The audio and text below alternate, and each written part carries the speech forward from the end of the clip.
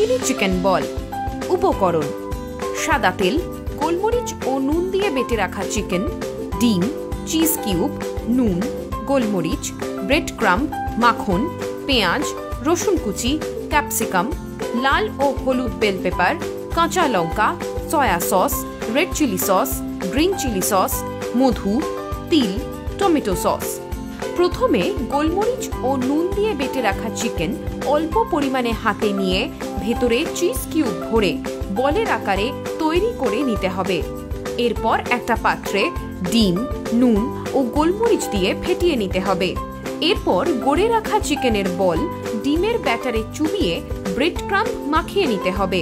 তারপর ফ্রাইং প্যানে সাদা তেল গরম করে ব্রেড ক্রাম্ব মাখানো চিকেনের বল ভেজে নিতে হবে।